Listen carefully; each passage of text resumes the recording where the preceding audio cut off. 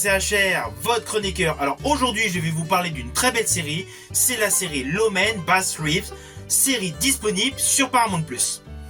Avant d'aller plus loin, n'oublie pas, tu peux également me suivre sur Facebook et Instagram, HR Movie Fan. Let's go!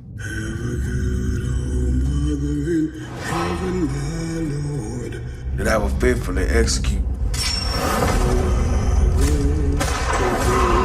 I'm gonna do this as Deputy Marshal. Without malice or partiality.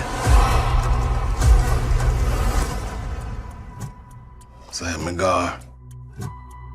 Well, let's make it official. Think you can handle the weight of the badge? You a lawman or an outlaw? Bit of both, I reckon.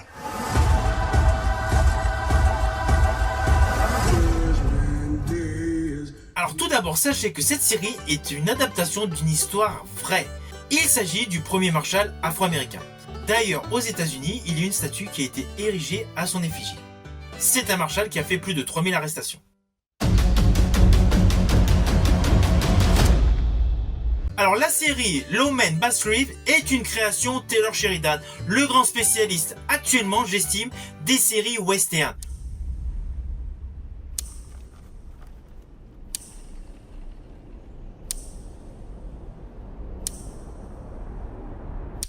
Alors le pitch de base est assez simple. Nous suivons l'évolution d'un esclave qui devient marshal. Avec une particularité hyper importante, c'est le premier marshal afro-américain de l'histoire. Alors dès le début de la saison, dès le premier épisode, nous découvrons donc le personnage de Bass Reeves, interprété par David Oyelowo, en tant qu'esclave. Il vit de manière très rudimentaire avec son épouse et il travaille donc pour un maître.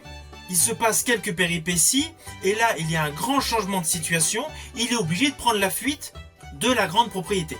Après quelques temps, il essaye de se reconstruire ailleurs. Après un chemin assez hasardeux, avec son épouse il essaye de se construire en tant que fermier, ça ne marche pas, ça ne prend pas. Il a perdu la seule récolte qu'il a essayé de créer et il fait la rencontre d'un shérif, un shérif qui lui propose d'être son homme de main. Après quelques péripéties, il devient lui-même shérif. Et c'est là que débute une très grosse partie de sa vie rendue publique par le biais de cette série. Alors ne vous inquiétez pas, sur le plan scénaristique, je ne vais pas aller plus loin. Ce que je vous ai détaillé, c'est explicité assez rapidement au tout début de cette série. Surtout qu'à cela s'ajoutent de nombreux arcs narratifs avec tous les différents protagonistes qui gravitent donc autour de sa famille, ajoutent des éléments qui apportent une plus-value à l'histoire et essentiellement vous permettront de découvrir la profondeur et l'ampleur de la création de Taylor Sheridan. Alors cette série, elle est extrêmement belle. On n'est pas dans une série à effets spéciaux, il n'y a pas de fond vert, tous les décors que vous voyez sont extrêmement naturels. Cela donne d'ailleurs à cette série une qualité supérieure aux séries western que l'on peut voir. Néanmoins, les autres créations de Taylor Sheridan ont le même cachet. Je pense notamment à Yellowstone. Hey, you're John Dutton, aren't you? Outre le fait de l'exploitation de très beaux décors, des décors naturels qui sont extrêmement majestueux, la réalisation est tout en finesse. Le passage d'un plan séquence à un autre est fait avec une telle fluidité que cela confère une alchimie entre la photographie, les éclairages naturels, les éclairages d'appoint forcément pour certaines séquences, et l'aspect climatique qui intervient sur les protagonistes.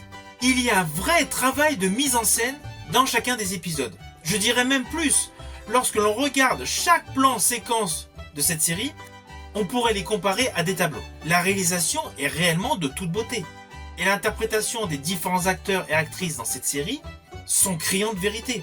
On a vraiment l'impression qu'on est à leur côté, à la même époque, dans la crasse, dans la sueur, dans la souffrance, dans le vent, sous une chaleur de plomb. Tout le ressenti que peuvent avoir les personnages de la totalité de la série se dégage parfaitement à l'écran par une réalisation d'extrême qualité. D'ailleurs, si vous regardez certains détails, vous allez vous apercevoir, bon, c'est un détail, ça peut vous faire rire certains, mais ils ont même pensé à laisser dans les rues de certaines villes du crottin de cheval au milieu. Et c'est vrai, à l'époque c'était le cas. Lorsque l'on regarde d'autres westerns, les rues sont toujours nickel. Les piétons donc marchent uniquement dans le sable. Là, dans cette série, Taylor Sheridan a insisté pour qu'il y ait le maximum de détails qui rendent l'aspect réel. C'est un détail anodin, certes, du crottin de cheval au milieu de la rue, mais c'est un détail qui confère à la série un réalisme supplémentaire. De ce fait, lorsque les acteurs passent au milieu de cette éjection, naturellement ils prennent certaines postures, et les femmes avec leurs robes, forcément, pareil, dégagent certaines postures qu'on ne voyait pas dans les anciens westerns à la John Wayne. Et là, les créations de Taylor Sheridan, voulant pousser le maximum de détails au réalisme, et là, ce genre de petits détails ajoute un effet supplémentaire qualitatif à cette série. On n'est pas dans un monde hyper propre, voilà, etc. On est dans le réel, on est dans la vraie vie du Far West, dans la vraie vie de cette rudesse de la vie des pionniers aux États-Unis. Alors il est évident que l'atout majeur de cette série est l'interprétation de David Oyelowo. C'est indéniable. Sa prestation, mais elle est impeccable. Elle est tout en finesse et il dégage une réelle sobriété. I'm warning you. Your wicked days are done.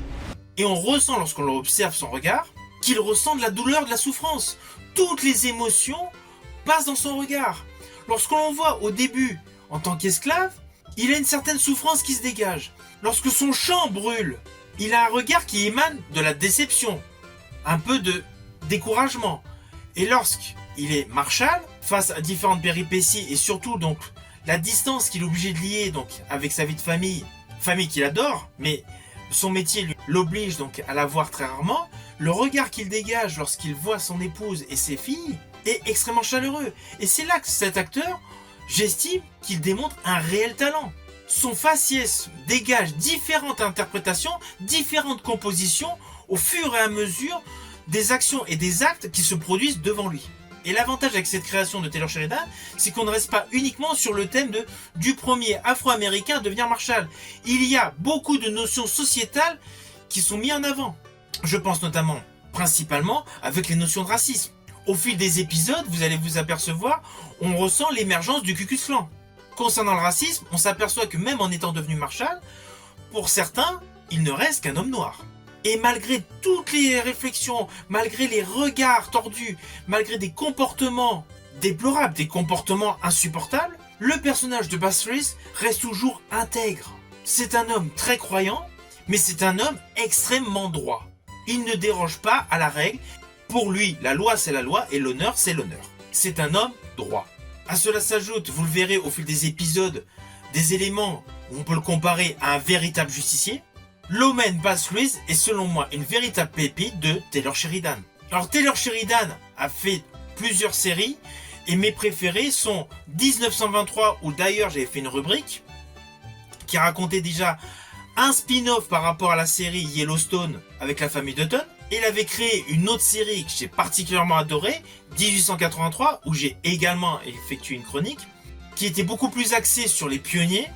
Si vous avez aimé 1883, vous êtes obligé d'aimer Loman Bass Reeves. Loman Bass Reeves est véritablement dans la même veine.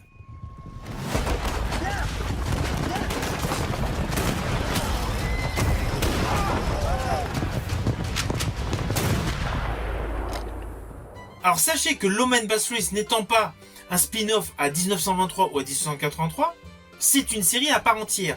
Et d'ailleurs, elle se nomme Loman Bass Reeves, car ce sera une série anthologique sur les plus grands marshals du Far West. J'estime que cette première série anthologique sur les marshals initiée donc par Bass Reeves est un très bon début et surtout elle a un scénario extrêmement solide. Alors oui, ce qui aide le scénario, l'histoire, c'est évident, c'est évidemment l'acteur qui porte le rôle, celui qui porte le rôle de Bass Reeves principalement. Il est évident que cette série, elle est extrêmement bien portée par David Oyelowo. David Oyelowo qui a déjà une très grande carrière derrière lui, tant à la télé qu'au cinéma. Au cinéma, vous avez pu le voir dans des rôles comme La planète des singes chez Origines, Jack Reacher, Interstellar, Cloverfield Paradox. Alors sur toute sa carrière concernant le cinéma, moi je l'ai préféré dans Chaos Walking. Toutes les pensées qu'on a en tête sont visibles. Et à la télé, il a joué dans une série que je vous conseille. J'ai particulièrement aimé son rôle, son interprétation de Javert dans la série Les Misérables. Whatever you think, you can never win. Alors l'actrice qui interprète son épouse Lauren E. Banks, honnêtement je l'ai découvert avec cette série. Pourtant sa carrière a débuté en 2018. Aux côtés de ce couple, nous retrouvons donc des visages emblématiques du cinéma, des guests impressionnants, je pense principalement à Dennis Quaid. Dennis Quaid qui a une filmographie mais extrêmement dense. Mais dans le registre du western, sachez qu'il avait joué en 1980 aux côtés de son frère dans Le Gang des Frères James. Il a joué aux côtés de Kevin Costner dans White Earp. What do you want to do? Kill them all. I'm dead anyway. So if you want to go out in a blaze of glory, Et dans le western, Alamo. Did war. If it was just me, simple old David from Tennessee. En ce qui me concerne, je l'ai adoré dans L'Aventure intérieure, dans Fréquence interdite et dans Ennemi. Don't you understand English, Toadface? I don't love you and you don't love me. Autre guest important que l'on retrouve dans le rôle d'un juge dans cette série Lawman Bathways, Donald Sutherland. Donald Sutherland qui a une carrière mais phénoménale. Cela fait plusieurs décennies qu'il joue au cinéma. Et dans le registre du western, il a joué dans La Grande Attaque du Train d'Or, Retour de Col Molten, Dow Rider et Forsaken aux côtés de son fils. My mother and I kept asking ourselves what we'd done wrong that filled you with so much hate. Alors personnellement, j'ai préféré ses interprétations dans Haute Sécurité aux côtés de Sylvester Stallone et dans Le Témoin du Mal aux côtés de Denzel Washington. Bien évidemment, dans cette série, il y a plusieurs méchants, mais il y a un méchant qui se dégage, enfin, un méchant, c'est assez parti. Je ne veux pas rentrer plus dans le détail pour que vous ayez la surprise, mais un personnage donc ambigu qui est interprété par Barry Pepper. Alors pareil, Barry Pepper a une belle carrière derrière lui déjà. Dans le registre du western, il a joué dans Lone Ranger, dans le True Grit aux côtés de Jeff Bridges et Matt Damon. Mais dernièrement, il a eu un rôle que j'ai préféré, c'était celui d'un père de famille. C'était dans le film effrayant Crawl. Track them for you. Vous avez compris, cette série Lawman Bathways est portée par un très beau casting. C'est un casting 5 étoiles.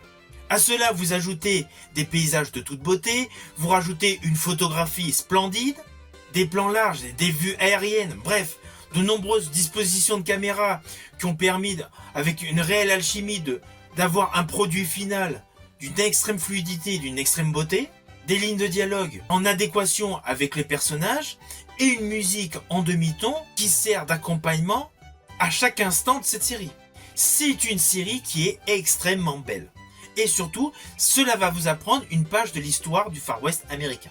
Alors attention à ce que je vais dire, cela peut s'apparenter à un spoil, mais à la fin de cette saison, il y a une séquence que j'ai particulièrement aimée.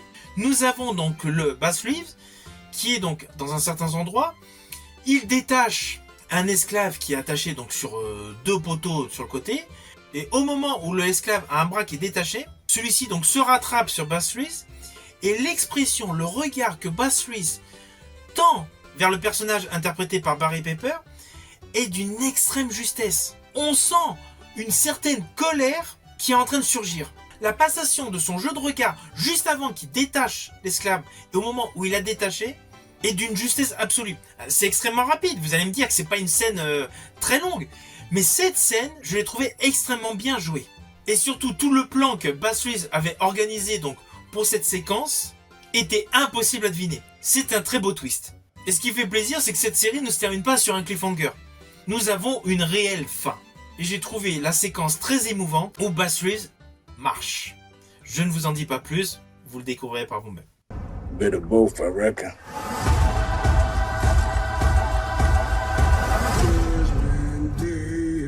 Alors vous avez compris, c'est une série que j'ai adorée, c'est une série où l'ambiance western est plantée, c'est une véritable pépite de Taylor Sheridan, elle vous présente avec une réelle justesse la rudesse de la vie au Far West de cette époque. C'est une série que vous pouvez voir actuellement sur Paramount+.